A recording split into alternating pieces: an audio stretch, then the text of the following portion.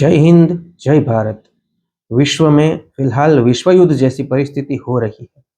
होगा नहीं, पर अमेरिका के दांत खट्टे कर दिए है ईरान ने। ईरान ने अमेरिका की हालत बहुत ही खराब कर दी है। वो लोग सोच रहे थे कि कुछ बॉम्ब्स गिरा के पूरा युद्ध बदल देंगे, लेकिन ये युद्ध भी लंबा खिंच गया और ट्रम्प की इज्जत भी फालूदा हो चुकी है।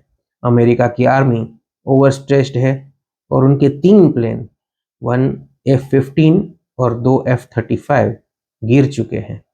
It's a very big thing.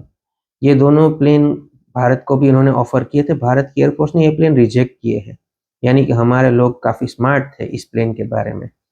लेकिन जो भी हवाइयाँ उड़ रही थी, जो भी अफवाहें उड़ रही थी कि भाई अमेरिका तो एक ही दिन में सब खत्म कर देगा, Iran is bound to lose. Iran is bound to lose, उसमें कोई गलत बात नहीं है, लेकिन जितना सोच रहे थे उतना आसान नहीं है।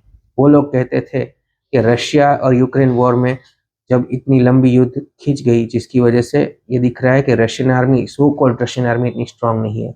लेकिन ईरान जैसे देश के पास, जिसके पास एयरफोर्स ही नहीं, उसके साथ युद्ध में अमेरिका इतना ओवर स्ट्रेच हो चुका है, युद्ध इतने देर तक खिंच चुका है, गल्फ ऑफ हॉर्मुज बंद हो चुका है और अमेरिका कुछ नहीं कर पा रहा है।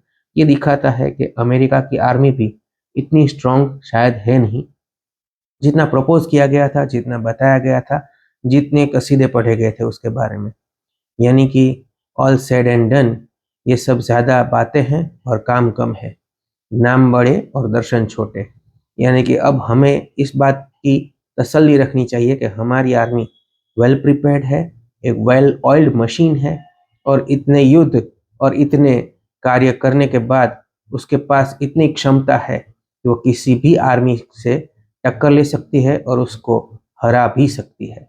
अब हमें किसी से डरने की ज़रूरत नहीं है। Thank you. जय हिंद।